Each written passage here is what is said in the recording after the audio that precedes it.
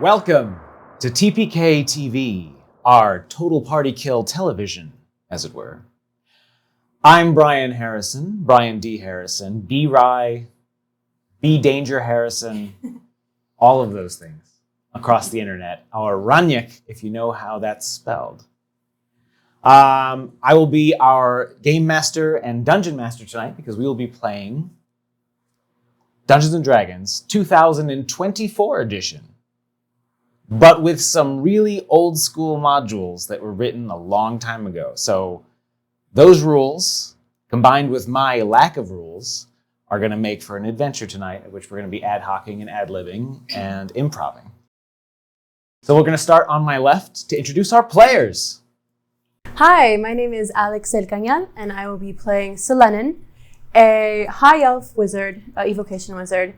Selenin, much like her actress, is brash, overly confident, and invincible. Nothing can hurt her, and she will never die. Hi everybody, my name is Jack Rucker, and tonight I'll be playing Lysander Ilvistra, a battle master, a valley elf, and a knight protector for anyone familiar with Greyhawk lore. And I am the master to this intrepid, foolhardy squire over here, trying to teach her that she is in fact not invincible. But in general, he is a very stoic and cold, outwardly looking figure, but deep down is someone who cares deeply about his friends, his family, and making sure that nobody suffers, as is the duty of a knight. He lives in honor, and as a person of good repute, albeit someone who looks like they could not be any less interested in talking to anyone else. Hi there, my name is Juan Lopez, also known as Juan Boyce, and I will be playing Swan Laquais, the College of Bard dancer monk who focuses on the beauty in life, the silver lining in a situation. His three things are music, dancing, and food, and he incorporates all these into the party for their well-being as a healer not only of wounds, but of the soul.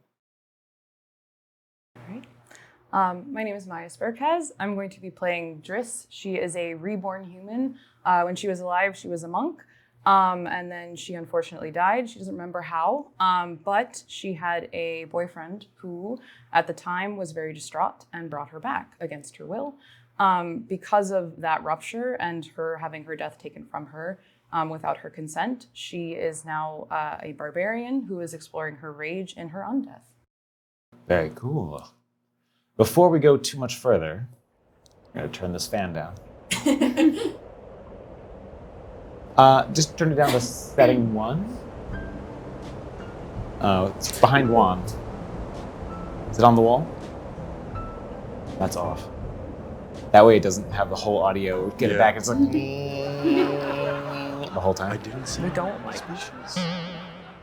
Let's start off with introducing our adventure. Now, to the denizens of Greyhawk, the Flanness, the region of the world that you're all variously from, you are aware that there was, at some point in the past, a cult bent on bringing into this world a terrible, dark evil, the exact nature of which the heroes of the past were somewhat vague on what it was, other than it was elemental in nature.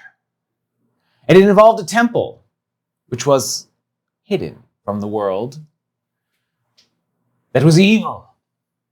You might even call it a temple of elemental evil. The history, as locals know it, as we delve into this adventure, which is a bit of a mismatch, we're going to take the old Temple of Elemental Evil, and we're going to take the return to the Temple of Elemental Evil, and give it a new spin in our tales of the Temple of Elemental Evil.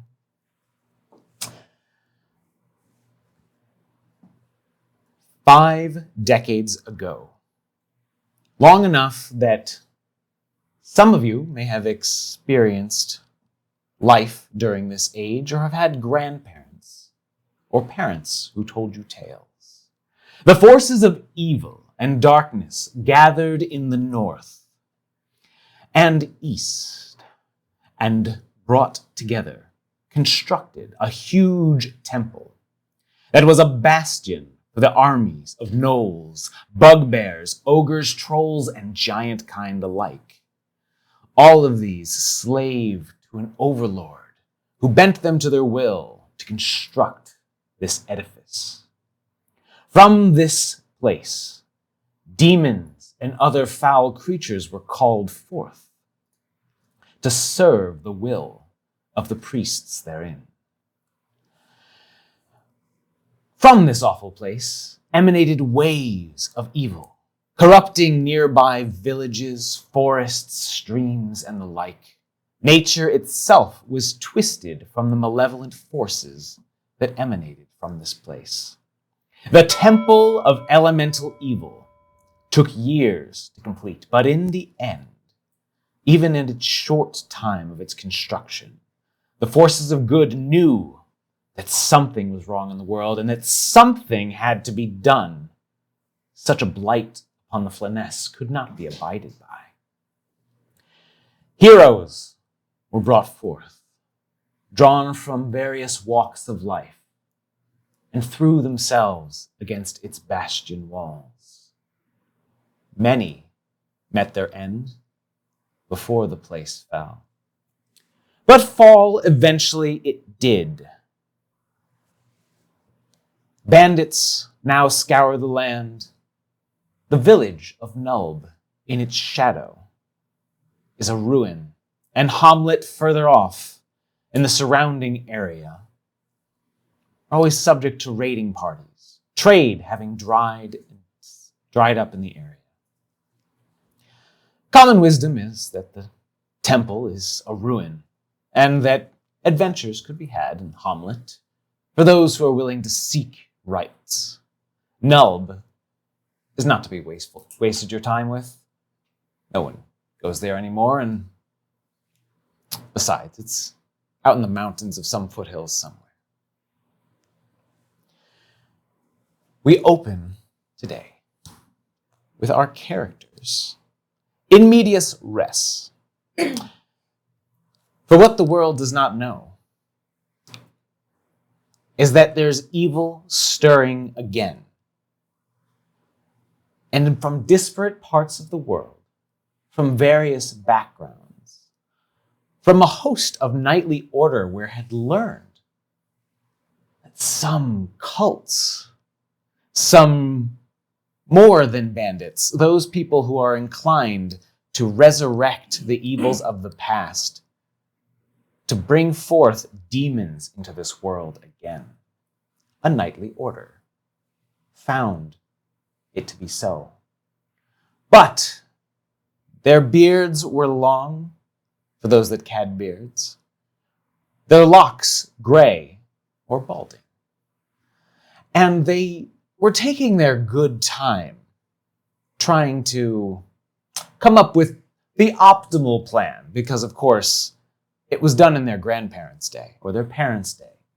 And it had to be done right this time, to silence it once and for all. But all reports from Nulb and from the temple environs were that it was quiet, abandoned, still. Disparate adventurers from disparate lands, gaining wind that there is something evil stirring, have taken it upon themselves to find out what it was. And through chance, or perhaps fate, they met each other on the roads, coming together in Furiandi, a great and free country, crossing to Veluna, and then further south to where someone had said that the cult had an activity at some point, in Hamlet, to investigate an old moat house. And the things that they saw there would change them forever. Yes, it steeled their resolve to deal with this evil, but also It touched some of them to the very core of their beings, sowing doubt. For another evil, besides the four elements, besides even a demonic source, unless it is that unknown, is stirring. Someone or some cabal of persons is out to raise the temple again, to open its power into this world, to claim dominion over all.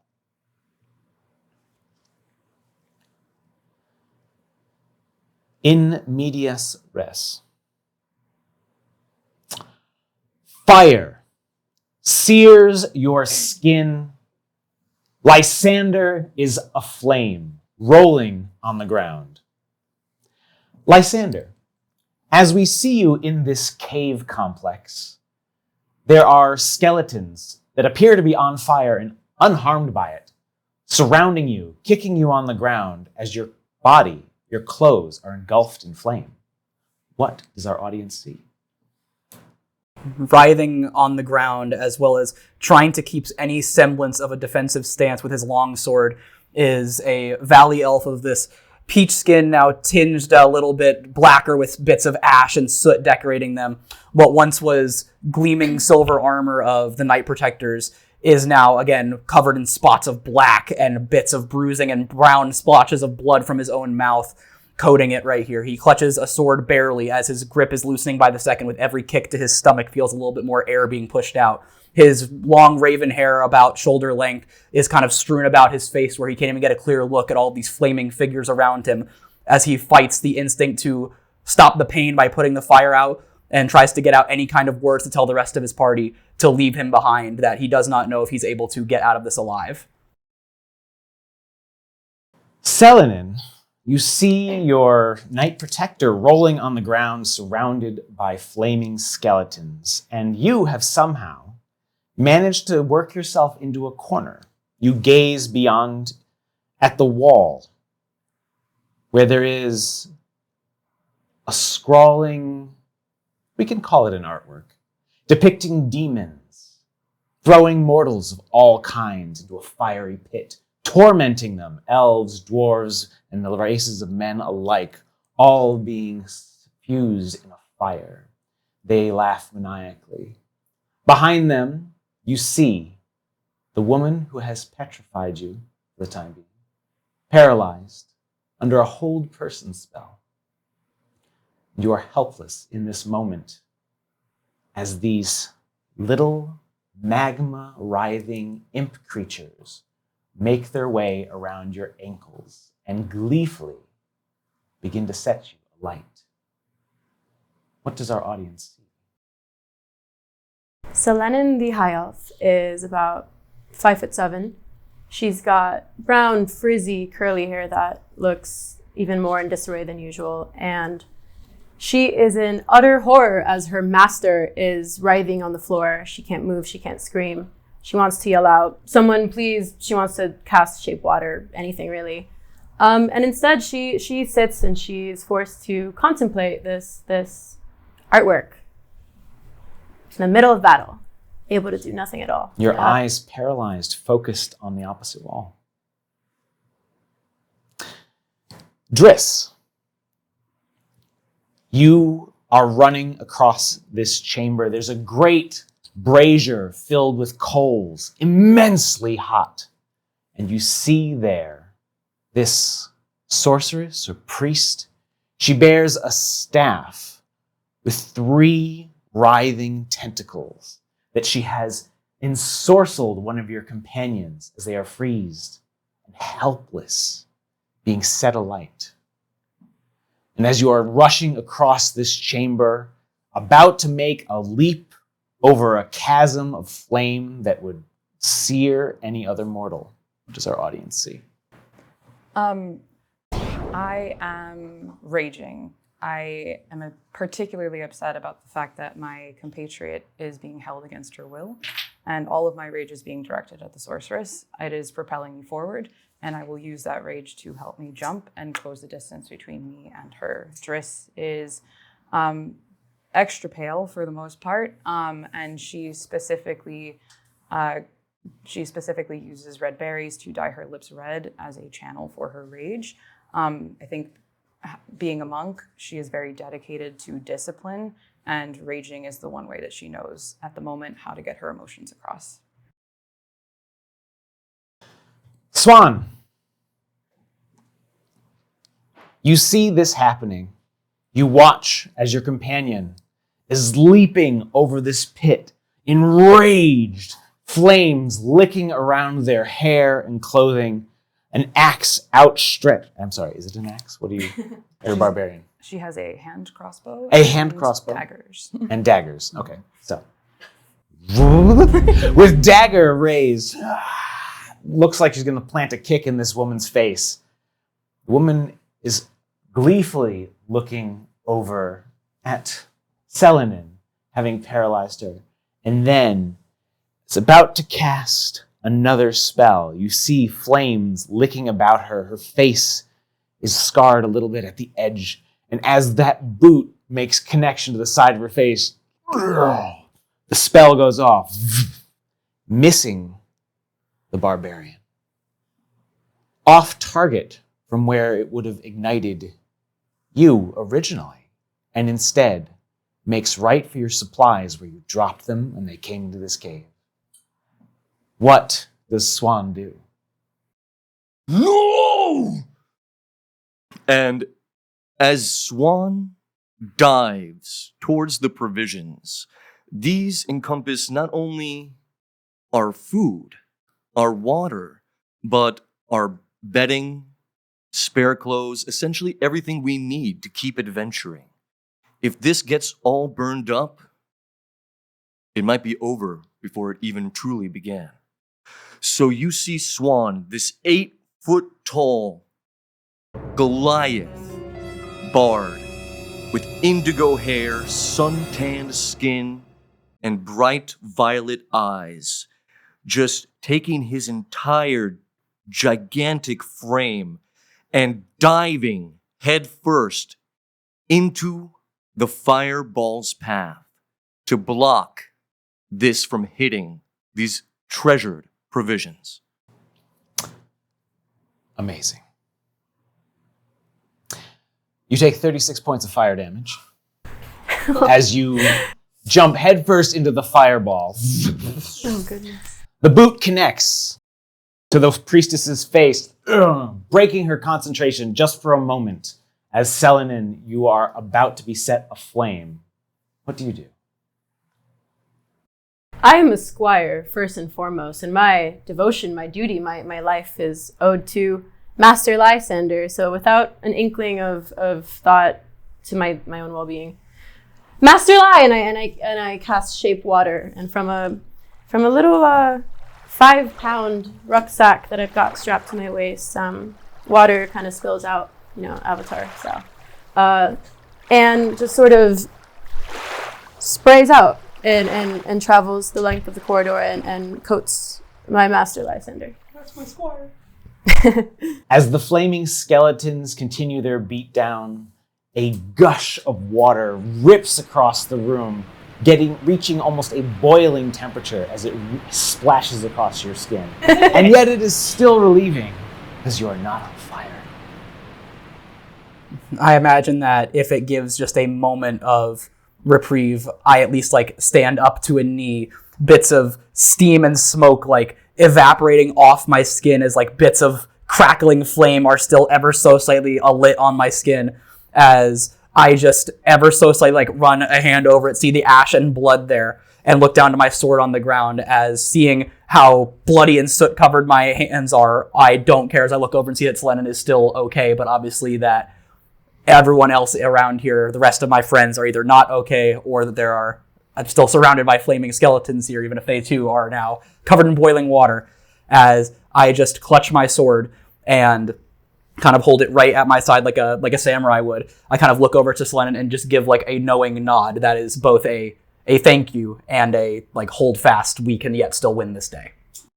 As the camera pulls back, scenes of fire, this fire cultist who's now laying on the ground, I imagine being pummeled Absolutely. heavily. Daggers, fists, knees to the face. Magic in this place somewhat subsides as the hold, whatever elemental force was there, and the rest of you clean up handily, burnt, charred, and battered. The scene cuts away. Sword striking flaming bone, provisions counted carefully, protected under your body, which is now slightly more tan than it had been in a long time. And you kind of are looking back fondly as you sit in a room where someone had a very strange set of aesthetic tastes, we'll call it. The room itself seems to be crafted entirely of bone. There's a bone settee, a bone chair and table, shelves formed out of bones of various creatures, odds and ends, abandoned seemingly for a long time, as you are holed up in this place, shivering tensely, remembering how you got here, remembering as the cold is seeping into your bones now, how warm you were not but 2 days ago, as you kicked some fiery ass in that cave west of Nulb. Nulb. What a strange town that was. Let's have a little bit of a moment. You're sitting in this place. It is a refuge of last resort. It is unpleasant to the extreme. Whoever made this place had taken considerable pains to decorate what was probably at one time a disused storeroom. The walls, as you're trying to ascertain how they were constructed, you gotta come to the awful conclusion that they were made out of excrement and bone to form patterns and shelf-like ledges. And someone has further decorated with collected skulls of all sorts leering from said shelves, human, humanoid, dwarven, various sorts of other creatures as well. The floor, a conglomerate of bones and ordure in a terrible terrazzo.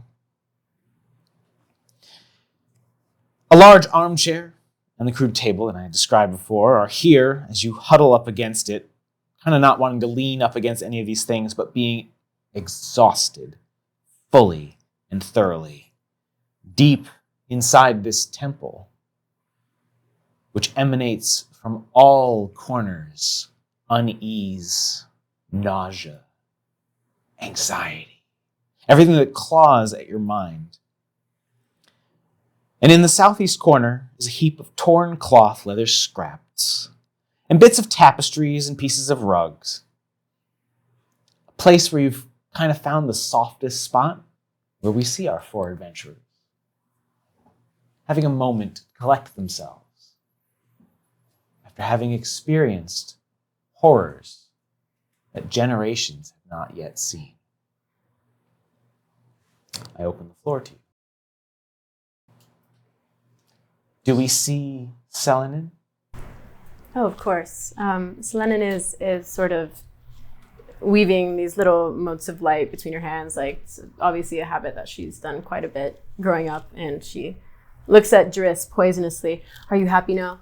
I told you, this is obviously a bad place. We knew this. And what do? You go into the fucking hole. You march right into the room of bones and skulls and shit.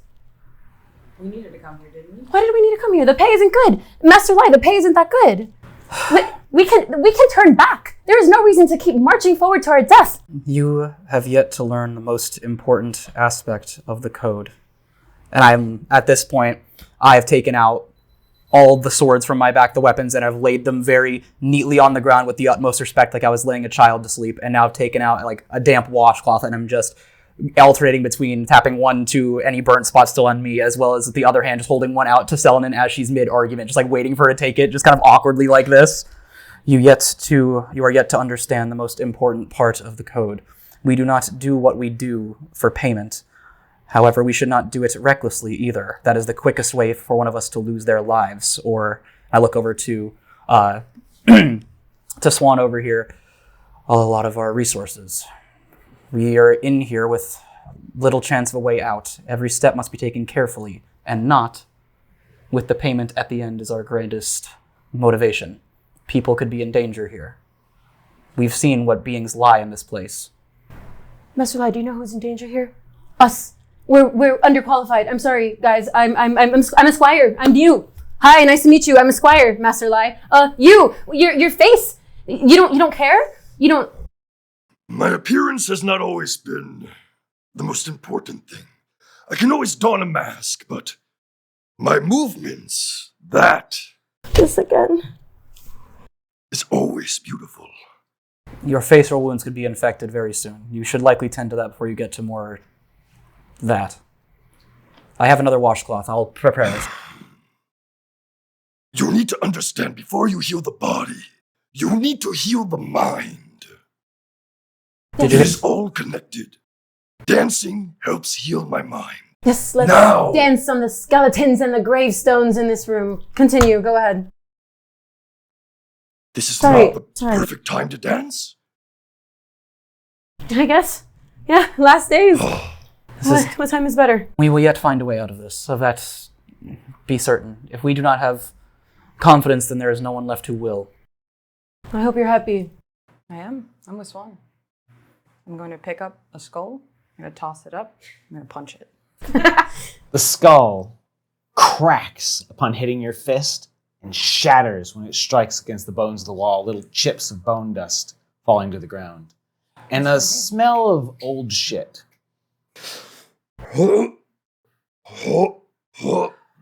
Nice one, Dries.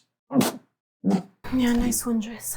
On the subject of masks, Swan has a mask they picked up on their journeys to this point. Swan reaches into his kimono and he pulls out a violet-looking mask with some kind of etchings on the forehead. And what started off as much like the skull that just blown up, a foul-smelling, just corpse-infested mask, he cleaned it up with prestidigitation, and he looks at it and dons it onto his face. You see? No problem. I see now. You do, in fact, have an injury to your mind if you think that wearing that is a good idea. In fact, Swan looks all to be like one of these earth cultists that you snuck past to get to this point. Looks like a veritable recruitee of the cult of evil earth. A devotee of Ogrimmok himself, a name which shall not be uttered by one of you. Shall not be uttered, and everyone immediately Everyone immediately takes writes note. I don't know what you're talking about. I could be writing anything. Driss is going to take another skull, but this time she's going to chuck it towards Lysander. Catch. Before it even approaches, I, with a finger, ray of frost, and I do the same, and I shatter it. Stop that. Can you stop blowing this up? I had held my hand up to catch it, and all of a sudden it just burst in front of me. I imagine a little bone charge like Shit in your just face. to get right in my face. I'm just. Yeah, you're welcome, I look- Master Lai. I look back over at Swan over here as I'm holding the third washcloth I was just preparing for him, and look down at it.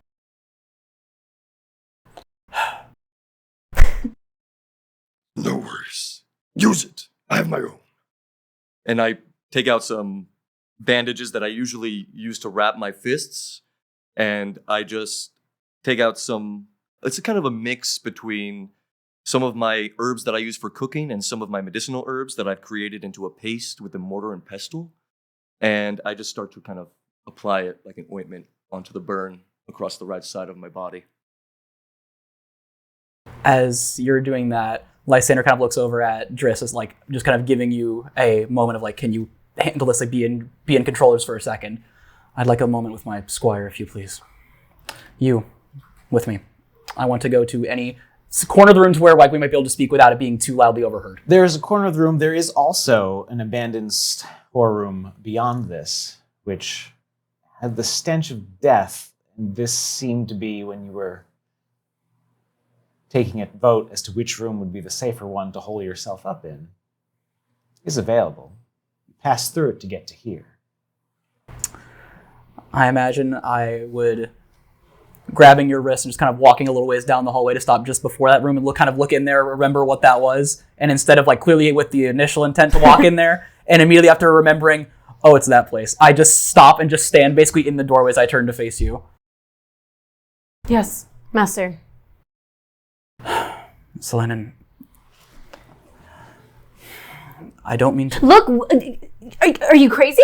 Obviously, you're the voice of reason here. Driss has a death wish, another death wish, and Swan cares for nothing more than dancing and frolicking about in the room of bones. How many times do I have to say the room of bones? It'll help calm you down. Oh, shut up! I yell from across the room. A moment, please. I lower my voice just to make sure like only she can hear us, trying to be sincere for a moment, as I don't drop to a knee like a parent would, but basically just kind of like completely drop my code or anything for a moment, and I just say, look, I understand, and for what it's worth, this would not be a choice of what I currently adorn my face with, as I pull little bits of bone like out of jagged pieces in my cheek here, and just say, do I agree with the means to which our allies conduct themselves? No. But at the same time, as much as I preach the importance of following the code of a Knight Protector, if we were to have followed the rules, we would not be alive at this moment. And I do not give credit to leaping across a chasm of flame to kick someone in the face or threatening their own lives by diving to save food that we could easily purchase yet more of. I'm not abating it, and I agree with you, it was rash and ill-advised. But, like it or not, these are decisions that we've made, and it is up to us to be people who can protect those who make those kind of decisions. We do not have to agree with them, but we have to be there to catch them if they do fall. Do you understand? Lysander, we are not the first ones in this temple. I was frozen. I was held, and I looked for a minute, an agonizing minute, at a mural on the wall, and there were demons and devils, and they were tormenting adventurers like us. We are currently resting in a room of skulls. I understand being chivalrous, I understand protecting the weak, but in this place, we are the weak. We need to listen. You know implicitly that I will follow you wherever you go, but know that I cannot condone this. If you insist that we carry on, I will do so, and I will bite my tongue, but I needed you to know, and I walk back toward the party. I'm not listening to my master this time. This is why I didn't want a squire. That's a good cut. What was happening over on the other side of the room where they were having this hushed conversation? I've wandered over now that I've got sort of my trickster energy out, and I'm sorry, Swan. I can't smell much, so it doesn't really bother me. I also really don't get mortals' obsession with decorating the bones. Death isn't something decorative. I think that they think it's something meant to be imposing for those that wander in. It might scare people away, but honestly, like you say, it seems to be a bit disrespectful to the dead, and I don't think it's truly a good way to furnish a location. As for the smell, I put some of this ointment under the mask, and it actually smells quite nice. And tastes kind of good too. So it's helping. Yeah. Great. I can help out with dinner. Oh, please, yes. Yeah. Oh, gosh, after today. Oh, Yeah. I'm thinking of, Lysander had a day today. And I'm thinking maybe we can make his favorite moonberry tart. up to you. I'm here to help. Okay, I have some provisions left. Can maybe make like 3. Unfortunately, there's 4 of us. I will omit. I don't need to eat. I You know want- that. I want you to try it because I think that you can get the taste of this one if I flavor it just right. I'm gonna make it extra spicy, sweet and spicy, just like you. Sweet and spicy. All right, I can help out. I appreciate it. The rituals of life are beautiful, and I appreciate that you take the time to include me in them. Of course. But I want you to not forget, I'm dead. And it's more important that you eat because you actually need it. Thankfully, even though I have this big frame, I don't need to eat too much. I have enough. It would mean much more to me if you can find, even in death, meaning in life and pleasures in life. And there's 3 things, as you know, that are the most pleasurable things: dancing, food, and music. And, well, as Selenin said, maybe dancing isn't the most appropriate right now in a room full of death, but hell, we gotta eat, right? Absolutely, we do. If someone say eat, please, at least if you're gonna dance, just let us do it over some food. The group begins to prepare maybe a meager meal of tarts, which is not the most fulfilling. And as you sup in this place, those of you with the sense of smell, there's always that dusty excrement sort of pervading it. Move past it as best you can. Just eat a tart, prepared carefully, quietly. Because although this temple seemed to be abandoned when you first entered, it turned out very much not to be when you got this far in. And as you are moving on, because I don't want to forget this later, say it, as you are finishing your meal and resting in this pile of disgusting rags, one of you sits your butt down. You feel underneath something firm, not a bone shard, but something discarded by adventurers, perhaps in the past.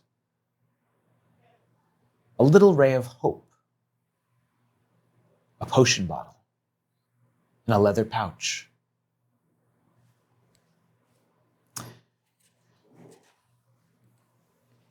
And as you hold it up, looking at it, it's a strange make. It bears the mark of a building you saw in Nulb.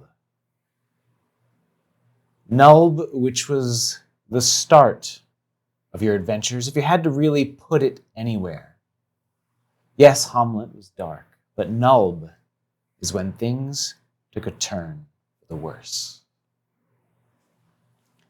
We're going to flash back again to a little bit braver time, where our adventures are hale and hearty, suspicious and careful, yes. The things that you encountered in the moat house still chill you. But Nulb, lying in the shadow of the temple, is a place vile in its own right, in a different way. Dark, disgusting, some would say. The hamlet, nearish to the Amedra Run, seems a direct counterpoint to the lovely hamlet that you had left some days ago. The structures are made of sod and bricks, crude logs, and some of rough-sawn timbers, probably taken from other buildings at one time and reconstructed. The place, much of it, is overgrown with vegetation and uncared about. The main path is a muddy trek. The sky overhead hangs with deep gray clouds, and there's a biting wind, a chill, too cold even for this time of year, that rises out of the foothills to the south, coming down off of the mountains. Nulb, which it would appear that trade has dried up for this place, a disreputable settlement even in the best of times that grew up in the shadow of the temple. Not everyone can afford to leave a place abandoned. So, as you wander around Nulb, you all get the sense that it's dangerous. You see that there are, in fact, people pulling carts, sad donkeys, their ribs showing, partially starved, clearly beaten in order to do the work of their masters. As they haul what goods that they can afford, it looks like this particular wagon, making its way up the road in front of you, is laden with heavy sod and clay bricks. And as you gaze down the dusty main road, mud and dust at the same time, it's wet and sodden and dry at the edges. There's clearly a structure under construction. First, I would ask for you all, I guess this is our first roll of the night, really. Ooh. A perception check as you roll into Nulb.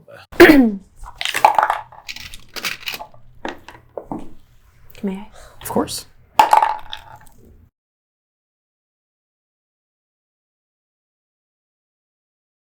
Natural 20. 10. Okay. 17. A 17, very good, observant. 9. Nope. 20. Oh, yo. Oh, yeah. All right. I'll describe the 17 first. With a 17, you make out there's actually quite a few businesses here still in operation. Based on the signage, there's a hostel of some sort where travelers would stay. The kind of that would attract thieves and beggars, mostly. Down by the riverside, as that you just came from, is a riverboat, where there are figures watching your approach with malintent and too much interest that they are not doing a good job of hiding. And also amongst this place, you see that there's a variety of small shops. If we were to look at this from a camera, it would move over to the dilapidated frame building that bears upon it a faded sign that reads herb in the common tongue, an apothecary of sorts. A symbol that you will see again, but you don't know it. A symbol of whoever its proprietor was, or is, perhaps. And with a natural 20, I will say that you spot in this village, aside from the porter carrying the wagon, there is some people selling meager wares out on the streets in open-air market, rotten-looking cabbages and vegetables, meat that you doubt its freshness, hanging in the open air with flies buzzing about it. Some people, men and women of the night, offering their own particular wares outside of the hostel. But you, with a natural 20, spot in the shadows of some of these buildings something moving, something which fills you with a sense of cold dread, a form of undeath, shadow animate and incarnate, that only you have spotted. As to not alarm my party, or maybe even as to deter them from leaping into action, as I've now come to know that they want to do, I took on Lysander's sleeve. Master, hey, as something, look, back of the, something, don't know what it is. And I cast magic, if I may. Okay. Yeah, I'm already trying to suss it out. I want to investigate this. Before you can stop her, she unleashes a display of magic in the street. It's flashy. Yeah. The second that she tried or started to cast the spell, I imagine I would have immediately trusting her, but seeing that she's going to cast magic, try and be like, no, but it's obviously just cast. I'm staring at this. And as that conversation is happening, Driss is looking back at the individuals on the boat as you see that they are coiling rope, starting to take it up in their arms. Some of them with sharp-looking meat hooks, even at this distance, crowbars, other blunt instruments, just moving down the gangplank and up the road towards you. Swan, keep an eye out. We've got company. Will do. Hey, is that an herb shop? Sorry. But we can stop at the herb shop, right? On the way back. Absolutely. All right. A flash of magic. What does it look like when detect magic emanates from you? Do your eyes glow? Is there something on your fingertips? What is that? Yeah, so I think she kind of does a very fervent little motion with her hands, at her waist, but certainly a jerky little motion, and then around her, almost like a radius, expands this sort of sphere, shimmery, light blue, sort of almost like a film over your vision that expands and dissipates once it hits the edges of the range of the spell. All right. With that, you espy in the shadows no further glow of magic. Whatever this thing is not possessing of a magical item or entity. So you know it's not someone, you're certain, not someone cladding themselves in some kind of invisibility. But it sends a bit of chill through you to realize, especially in your traveling with Lysander and things that you've encountered thus far, death, undeath, a creature watching you from the shadows with malintent. Your magical aura does, however, pick up your companions around you and the various trinkets that they carry. But also, perhaps unexpected in a place like Nulb, as you stare, there's a faint glow coming from the tiny framed windows of the herb shop. It's one of those diamond pane situations where it doesn't let in a whole lot of clear vision, but there's light that's getting into that shop. But to your eyes, there's this faint emanation of glow coming from within, indicating that they may have some magical provision. But the creature has espied you, casting this magic, being flashy as it was. And you watch as it passes through the wall of this building and disappears. Through the wall of the herb shop? Not the herb shop. Okay, cool. Yeah. Wide-eyed. Think before you cast! You saw that, right? It just, something was looking, following, maybe. It's gone now, but... Selene and Lysander, we've got company. Beyond the shadow? What shadow? It's company, yeah. Riverboat. Herb shop. Did I hear herbs? Yeah, let's go. Let's shop. I haven't collected all this money for nothing, right? I mean, I can shop. Just leave it be. They're about 60, 70 feet behind you, making their way casually, but there's quite a few of them. Let's pop in. If we go into the shop, maybe they won't follow. It's possible. Or enclosed space. Yeah. Keep Get a this read on him. keep And distance. we won't endanger any innocents, or as many. I agree. Okay, Oh, what are we waiting for? All right. let's get some shopping done. You duck inside a place that smells of dried vegetation. Something's familiar, something's not. In an herb shop, there are the pungent smells of various solvents, alcohol-based, oil-based, and the like. This front room consists of a simple few sets of wooden shelves where common ingredients are stored in clay jars. A counter with, behind it, perhaps more valuable ingredients in glass jars, many of which have been, you see, mended back together with a white clay paste in order that they can keep their integrity while still displaying their wares. The hand that labeled these was careless, unusual for an herbalist per se. Or maybe they just recognize their own handwriting so well. The door shudders on its hinges as you first walked in, but I would say with our bard, your most interest in seeing what's going into this place, striding right into the door. It was lovely once, I'll say that much. The noise attracts the attention. Footsteps come from a back room, and a ratty-looking cheesecloth is parted as a blonde-haired individual steps out.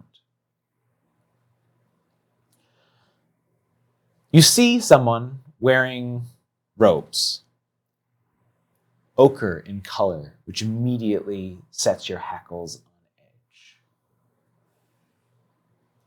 They don't immediately appear to be a cultist, but then it's hard to tell.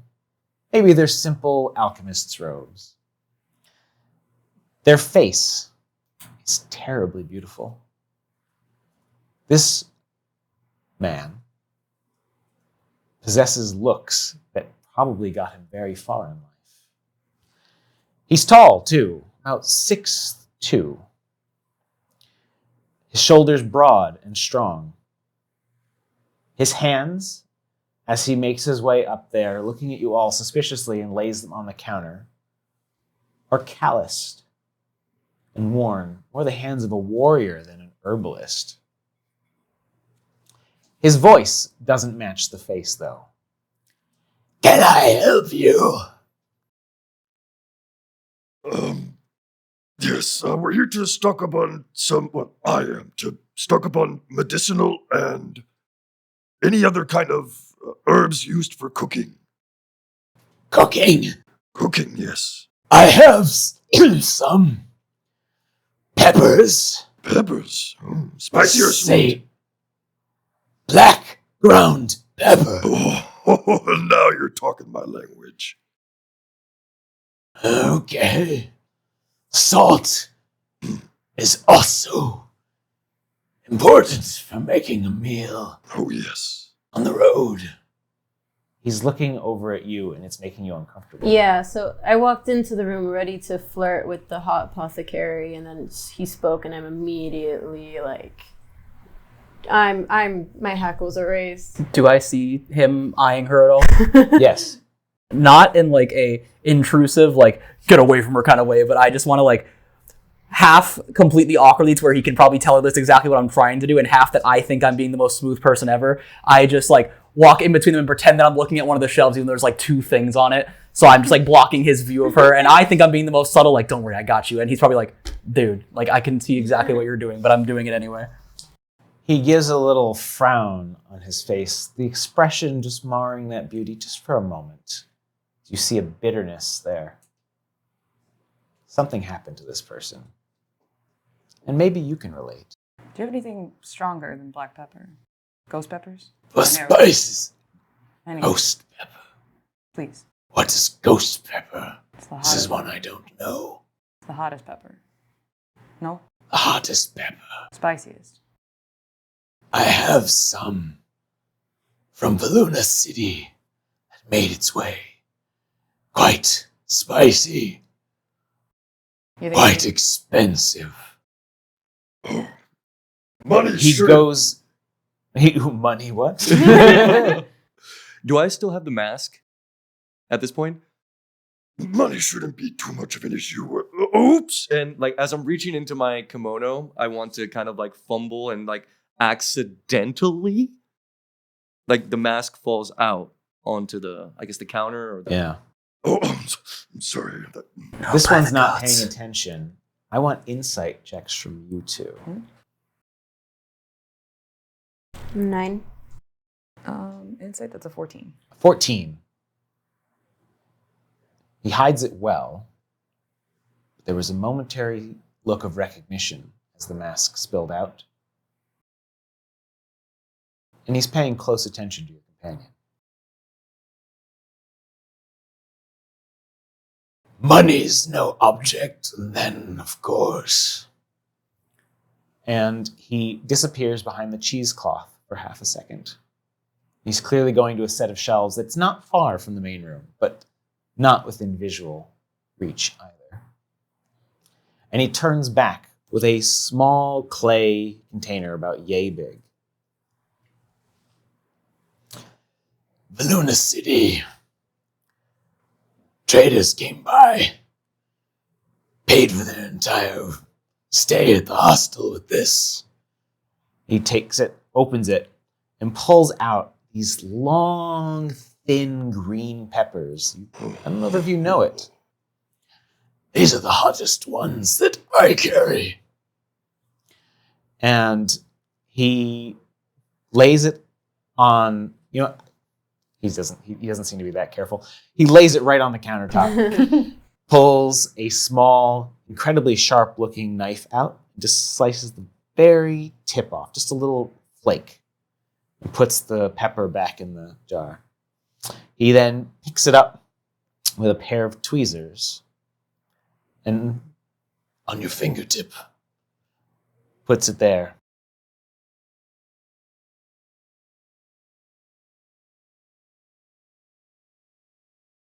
He looks at you with like, you're not reacting. It's It'll like, do. It'll do. So it gives it a little zing. It's not quite as much of a kick as I need, but it's a You can zing. work with it. Okay. Yeah. A zing, Maybe you say. maybe a couple of them. Okay. Yeah. Ooh, and like a chili. Oh yeah. I think I already have a recipe in mind. Maybe like mix it with a shawarma. A nice shish kebab. You know my heart. Meat. What is shawarma? Oh, it's something that I learned on my travels. Excellent dish. Became Oh, here we go. Cooking, shawarma. Interesting. This is why we stick to hunting. meat. Don't pepper, touch your eye later with that hand.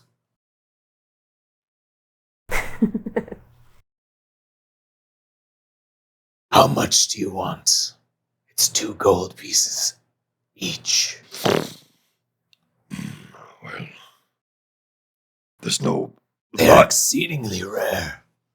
They are just peppers after all. I mean, food isn't just food. They're the magic ingredients that create the alchemy of cooking. At this point, you guys kind of get the sense that there are some shadows passing in front of the glass outside. So Lennon, clocking that maybe we won't be in here much longer, sort of shoves past and tries to interrupt this conversation and says, "Sir, sorry to bother you.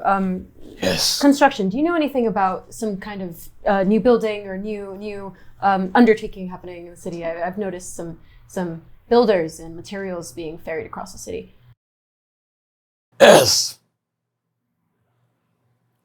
Things Pray get tell. rebuilt sometimes. Care to elaborate? Carla is reconstructing a home and business. She's tired of being out on the street selling her wares. She struck it big, such as it was. And Also took out some loan. where might we find this Carla? I imagine she's overseeing her stall right now. Look for the meats. Oh, yeah. Thank you. Immediately ducks behind Lysander again. I mean, at this point, you probably have a fair chunk of change. I mean, Could I afford the 3 peppers? yes, yeah, for certain. I'll You split can. That's 6 gold pieces for 3 peppers. Mhm. I want to, as this is happening, clearly coming to some semblance of an end here, I want to look over to Driss, like make my way over to her, just kind of like stand to where I can whisper to her, which direction were the people you said were keeping an eye on us? I'm going to keep watch. They were coming up from behind. They might be by the windows by now.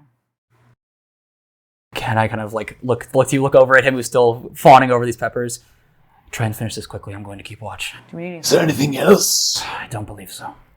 Something Whatever you- stronger than peppers or spices that you need? If we're talking about the healing variety, any medicinal herbs? Just herbs. Following Lysander out. Whiskey. Do you carry whiskey? I carry Ale? grain alcohol for my tinctures. Tinctures.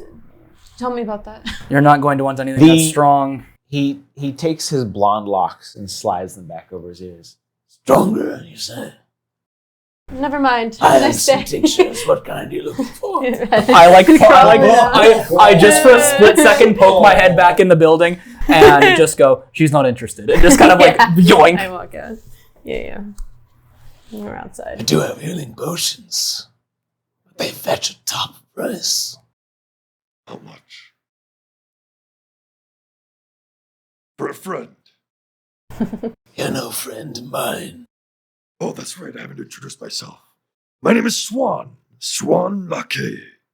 Swan. Yes. Name's Lareth. Lareth. Lareth. Do you like dancing? No. Fair. Do you like food? I can be persuaded. He reaches into his kimono and he takes out this kind of wrapped good. It seems to be wrapped in what look like banana leaves. And as he slides it across the counter, actually, he opens it up. He, very similarly fashioned, takes a knife and cuts just a tiny little bit of what looks to be like a tamal. And hands the knife over to you with the tamal on the tip of the knife. Try this. He takes it. He puts it in his mouth. As he does so, you notice he covers his mouth.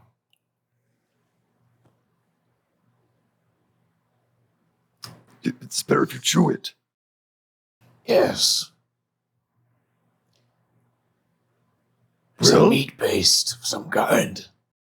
Meat based?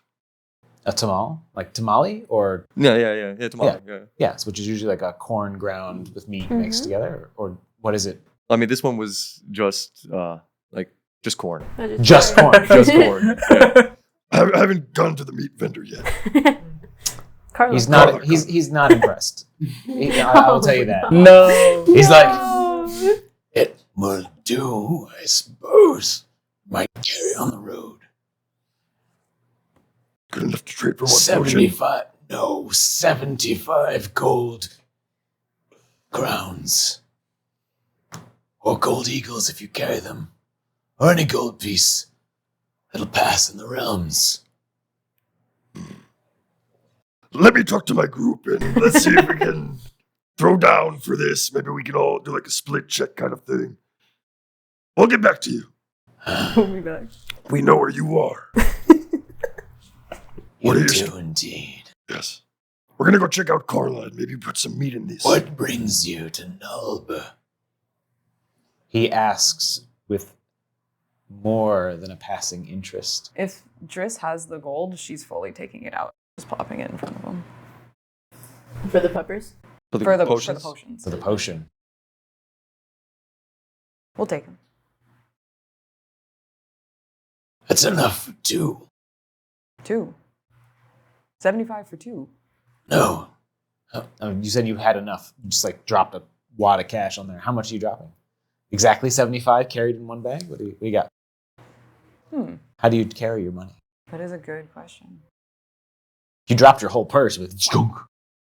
Maybe she drops 2 and there's like 50 in each. 15 each.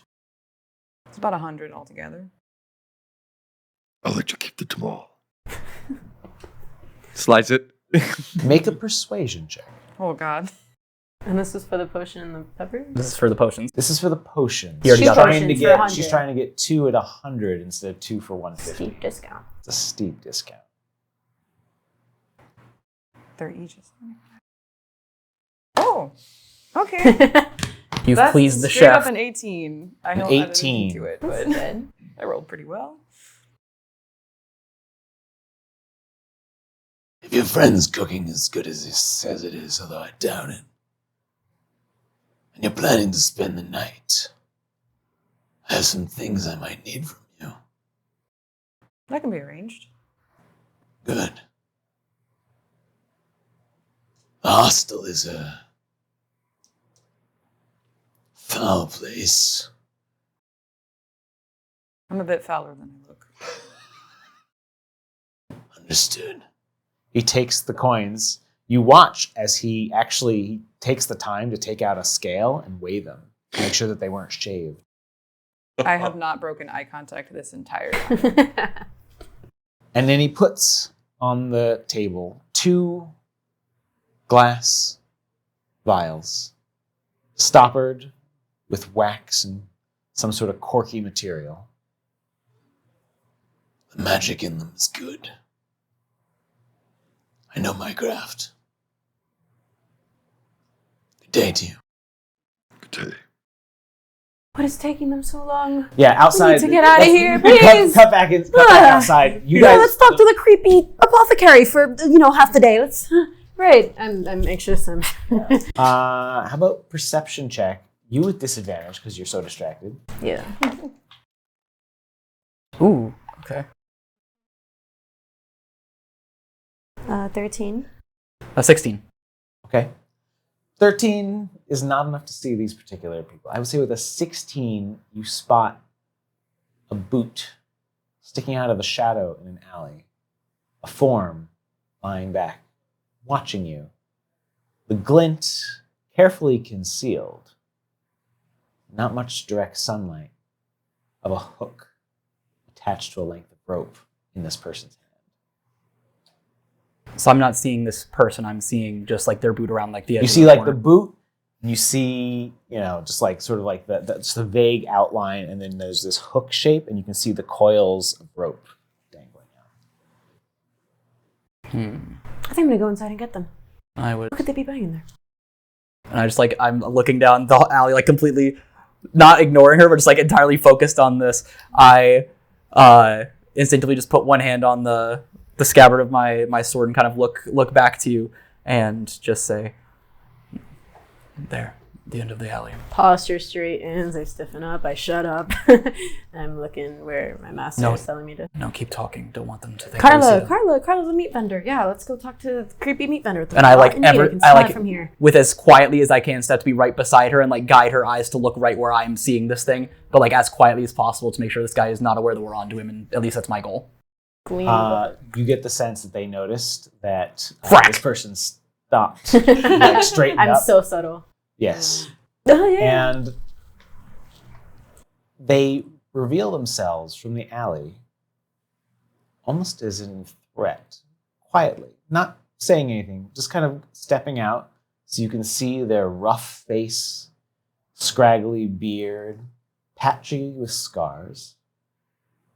His eyes small, one of which is cloudy, gives you a nod, and he deliberately turns his back to you and walks into the shadow of the alley and disappears. Just kind of letting you know that you're being watched. This village is not one that we need to linger in. Agreed. Your companions emerge. No bell, but a rickety door just sort of announced from behind you as they step back out, Finally. almost startling you as you were paying so much attention to this dark alley. No more merchants. We're leaving. No. Something's up here. We need to talk to that lady, Carla. Meat, rotten meat. We're- You hungry, Swan? Gotta get more ingredients. We're clearly being watched. You were right. One of them was standing in the alley waiting for us. Well, there's nowhere we can go. Obviously, we're not going to take shelter outside. No, but All continuing- we're doing is buying ingredients and shopping. Yeah. All is normal, Can- right? can you get it done quickly before night falls? Yes, we can. And I pull Swan along toward the meat stall. You make your way down the road, dusty, until it becomes roughly a town square. There was a fountain here once, though no water comes out of it now. It's more just a stone edifice. Whatever figures graced it have been vandalized. Items of beauty, pockmarked, chipped, and broken. A graceful arm extends outward to an urn where water once flowed out into a basin below. The face is half gone. Around the square are various crudely erected wooden stalls, and as soon as you make your way into here, the cacophony of the sounds becomes apparent too. You were so focused on yourselves. Fresh fish! Fresh fish! I've got herbs for sale! Meats! All the meats you can muster! It's too loud. Jewelry and silks, my lad. Adorn your fingers. The finest quality. No fingers still attached to them. Everyone keep your hands on your bags. These people are not the kind to let us walk by without at least attempting to view our pockets. Yeah, I'm scandalized. I'm holding it very Yeah, you're clearly, also holding your purses. People are, and you can see, there's mundane things. There's some fabric, there's this person selling just, and everyone kind of just has, a couple of, niche market. It's not a big market either. There's someone who's selling, twines and woven baskets and such. There's this woman behind what looks to be a stall, fly-covered meat, hanging out in the open air. At least the air is cool. I smelled it before I saw it. All right, Carla, right? Anyone want to... Oh, you! Selenin, hi, hail and well met. How'd you know my name, then? Sorry, the apothecary, what's his name? Started with an L. Lareth? Lareth. That bastard! What does he want? I don't know him nothing. No, sorry. I think we got off on the wrong foot. Right, guys? Hi. You have a right foot? I've got a right foot? Who's got a wrong foot? You calling me cross? Lareth recommended you by name. That is all. Oh. Recommended, eh? Yes. Said that you were someone who were selling meats, were in the market for provisions. Oh, that's true. I've got donkey, lamb. Is donkey edible? Sure. I look over at Swan is that true? Because literally my character would have no I idea. have gone to some villages in my travels that, yes, donkey is the main thing that they eat. And dog. Yes, I've had that too. Do any of the offerings look more edible than the other ones? I mean, they all look like skinned animals at various points of butchery. Yeah. The stall itself just sort of has that odor of old blood. There's a little bit of funk going on, but also it's an open air market. So I bet this is the last day you ever complain about hunting deer. Yeah, sorry, master. deer? Oh, I ain't got no deer. If you're able to hunt deer, we'll pay top for anything. Dear me. There's something. I open my bag and just pull out any rations of venison that I've been hunting out just from being out in the frontier for a while now. Not expecting anyone to ever really be interested in it before. Oh, it's not much then, is it? It's as much as I could hunt in a single night. I'll give you a silver piece for it. I take it from his hands and I say, you can have it for free if you tell us about the construction going on. I hear you're Snaps building... That was one of my nicest cuts. I'm not even looking. I had a recipe for that. It's cured and everything. I'll hunt us more. So information should be good then, yes? What do you want to know about it? Please, we've just given you I'm a building a gift. proper shop. A shop for meat. Yes? Yeah. And that's it. Yeah. What else?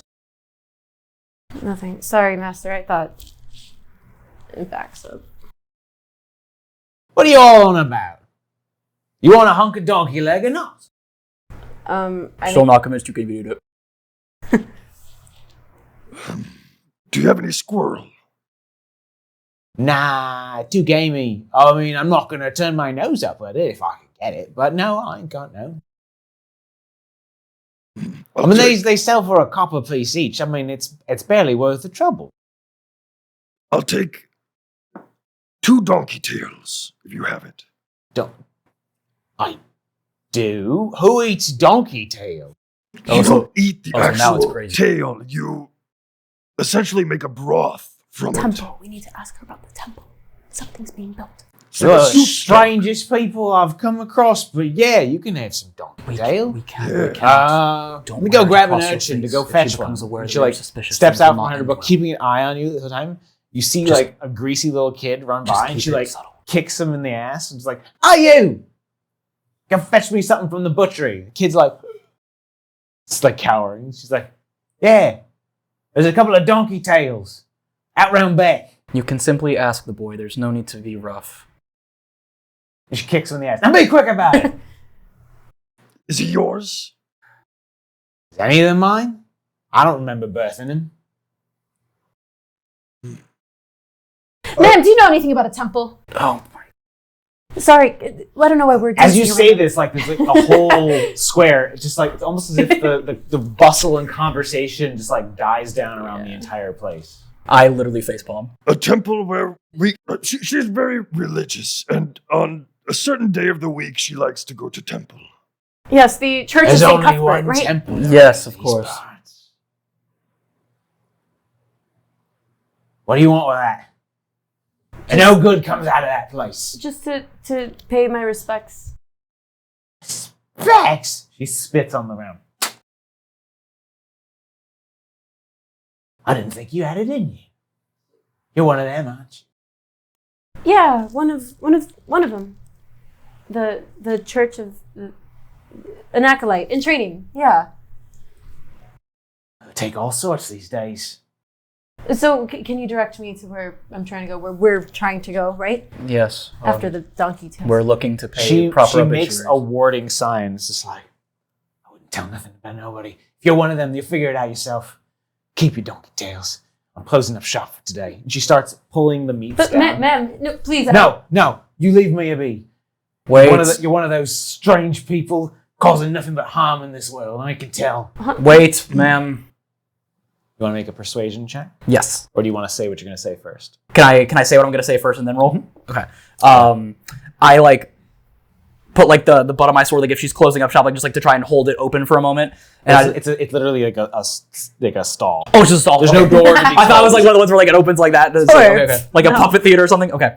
I will just look at the rest of the party with like I'm sorry, as he clearly thinks it's one of the most valuable things that he has, and pull out the last bit of raccoon meat that he has from hunting, and like place it as though it is the most reverent thing that he has ever seen, and just place it on the stall and just say,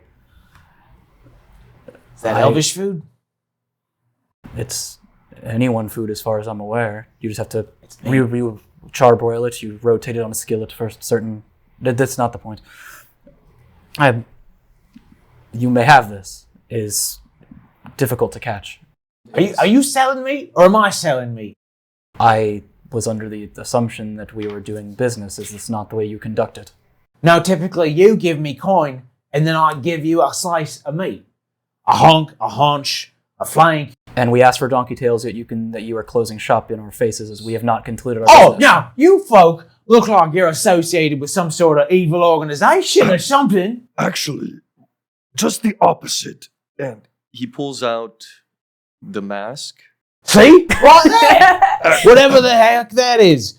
Looks like, it's got weird symbols on it and stuff. I don't trust it. She spits again. Elbowing God. Driss. Like she's just You doing can a lot tell of us. spitting around the food. it's not mine. We got it off the table. We're actually investigating them. and try to take them down So- if there is any. So do you Foul. want do you want the meat? Make your persuasion. Okay. I'm just like confused as to like why is she not basking in the glory of this? It's just game. Oh, God. It's a 4. Yeah, she's just like, it's just game meat. Like, she's like, told you I wasn't into squirrels. I don't know what that is. It's not. Look, meat is meat, and I can penny it and pound it, but No. This cut is worth more than that. I look over at Swan like, this is worth more than that. I think we need to remind her or let her understand that we are not working. look, I'm right here. You can you're talking around me like I'm not in front of your faces. Hello. Hi. Hello? I don't need the meat or anything. Then why are you at my shop? Get out! You're not gonna eat the meat? What the hell's going on here? Lara sent us over. My friend. Yeah, Juan you're talking about here. that handsome boy again. What the what is he that really blasting likes to him? cook. Do you like to eat? She's looking at you with this incredulity, like, who? What? What kind of question is that? Do you like to eat? I eat because I need to eat to survive. I enjoy it because if I didn't, I'd be dead right now. What are you people on about? Either you're buying a hunky donkey or you're not. And at this point, the boy comes back with like 2, like clearly that's like tossed in the dirt pile, donkey tails. And he's just kind of like watching this conversation go back and forth. Yeah, I think Driss for sure has been uncomfortable the whole time she's taken out her dagger. I'm playing with it and kind of just like poking the tip of it into each finger to remind her that she can still feel something. And This woman's becoming intimidated. I'm not good with the people thing, especially when it comes to doing things that I had to do when I was alive, because I don't have to eat. This feels like sort of everyone else's conversation. And as this sort of has continued to blow up, I'm going to recede into the background and just let the party claim their food. Here's your donkey tails. She throws them at you. Just She smacks the kid in the side of the head like, you could have been quicker about it. Can I try and grab her wrist before Yes, she you does can. that? Yes, you can. Okay, what do I need to roll anything for that? Yeah, just either a dexterity check or... Yeah, I think dexterity check. Just dexterity? Yeah. That'd be 12. 12's enough. All right. I mean, she wasn't expecting to be stopped. She wasn't really like making a bludgeon against the kid, just more like flick him in the ear. Yeah. Just not wanting her to just hit this random kid here, especially saying that it's not her, so she has even less right to act like she's lording over them. I just catch her wrist right there and not putting any force on it or anything, but just kind of like with a very pointed gesture and like a very stern look of like you're be better than that. I just kind of drop her without saying anything and just say, "Thank you, boy," and I give him a gold coin. Her eyes get huge. His eyes get huge. He looks at you like... Is there something on my face? Takes off running with it. And I suppose not. you see him running. And as he disappears down an alley, you see several shadowy other urchins disappear down that alley also. You said urchins disappear? Urchin. Ooh, that does not bode well. Making a mental note of that. This place is rough and tumble. Everyone at each other's throats. Everyone out to get what they can. Let's move on for time. Did you wish to stay at the hostel? Or did you wish to just take what you could and move out of town as fast as you can? If we need a place to stay, the hostel's been offered. I want a bed. I suppose we stay at the hostel. I would recommend against it, considering... And just like looking towards the alley, but if that's what you all want, then I will simply stay awake and keep eye on. And just so that we're aware, they seem to recognize the mask. Lareth did as well. Lareth recognized it? The thing is that if we were to leave town and set up camp in the wilderness, it's just as easy that they follow us. Better to have locked doors, singular point of entry, in case people do try to attack us at night. Yet, you're also minimizing that it also lessens our ways to escape should we be surrounded by an entire town of angry merchants hoping to rob us blind. I don't have to sleep, though, so... I don't know how I continue to forget about that. Very well. if that's what you desire, and if we all need a proper night's sleep, I suppose it is unavoidable. The hostel is indeed a wretched place, where there's more bug than bed, it would seem. Thin straw mattresses covered with unwashed cloth is a generous word for it, in rickety wooden frames, which at the very least it's off of the floor. There's a smell of sweat, old bodies in these places. The innkeeper, a woman who has a little bit of a trailing eye, but actually seemed to be genuinely kind, offered a variety of methods of payment. But maybe coin was what you decided to put down ultimately. And in the night, you were accosted but once as the door opened and stopped an inch after hitting your foot. A quiet-looking individual. You see gruff face, thin lips, and a blade, a dagger, long, covered with black tar to keep it from glinting in the light, stops and looks up at you. Good evening. Just checking for rats. Oh, Best. And the door closes. Aura. Just completely like, goodbye. Yeah.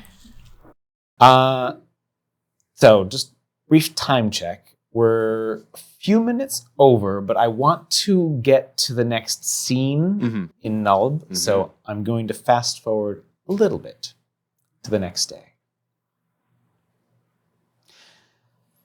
You make your way out to the temple itself after persuading some people, some of which were like, you know what you're going to be doing. Eventually, Lareth, true to his word, made his visitation in the early, early dawn. You know, when adventurers are supposed to get up or something. He seems to know where you are going. And he wants, if you would, to bring back something for him from the temple grounds, something that only grows there. A iron-like vine, a weed that has rough leaves, waxy, and small, almost insignificant white flowers when it flowers. Although this time of year, he tells you it would be with small black berries, each one smaller than a pinky nail of even a halfling child. Very small, in little clusters. He would ask that you bring all, root, vine, and berry, if they are still in fruit. As much as you can carry, but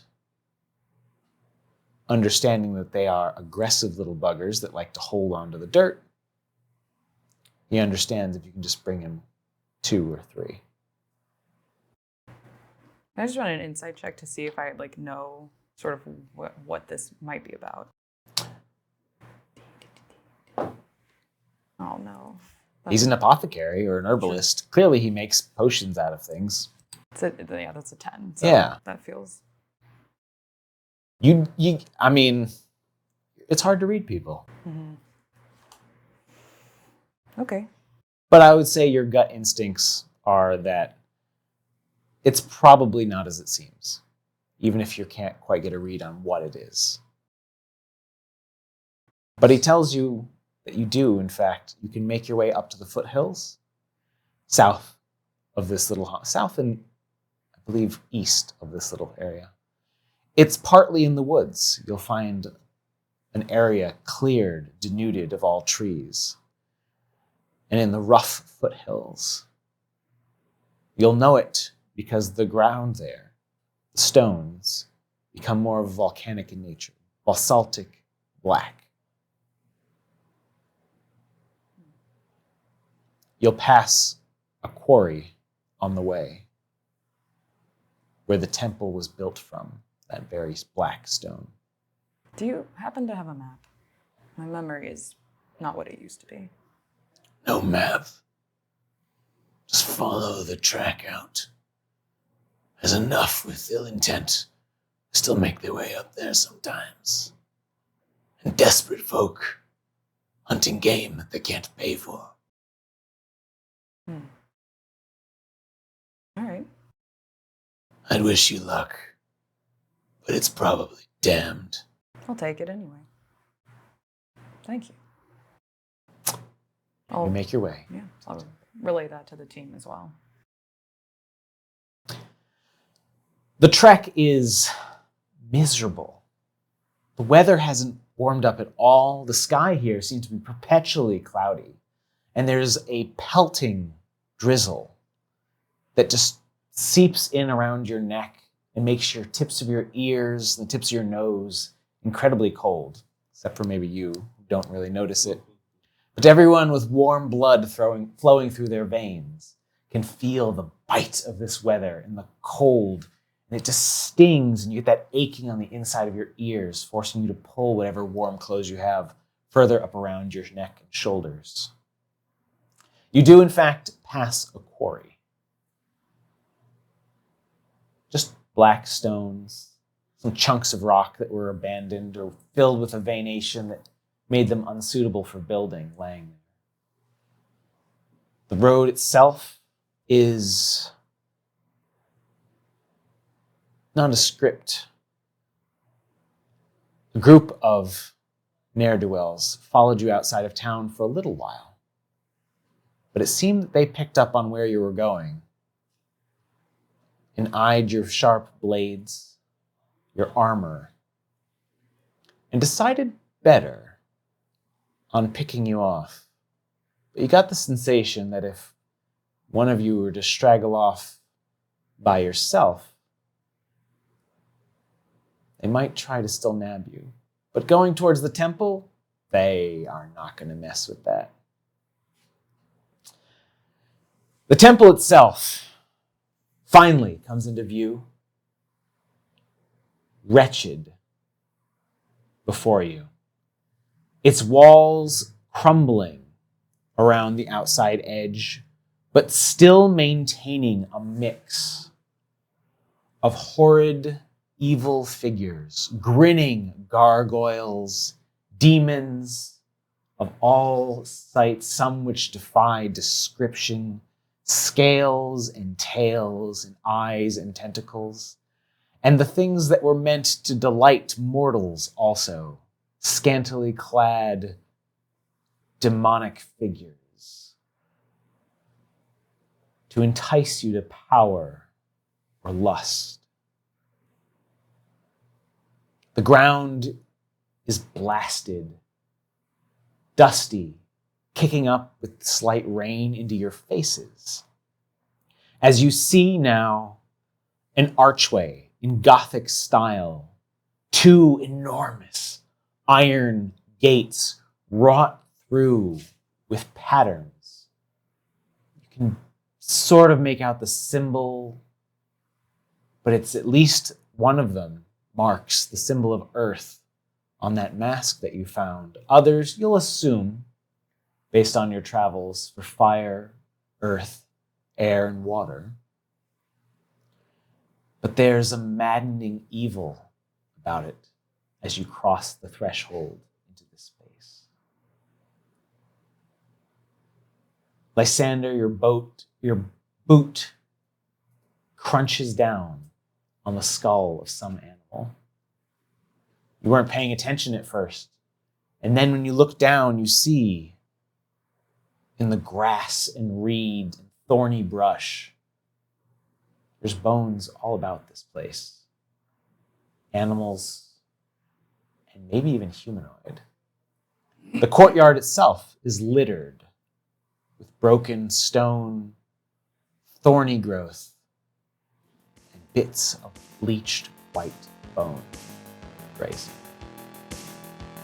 And as you step forth on the threshold of this temple of elemental evil, we will bid our audience adieu for now.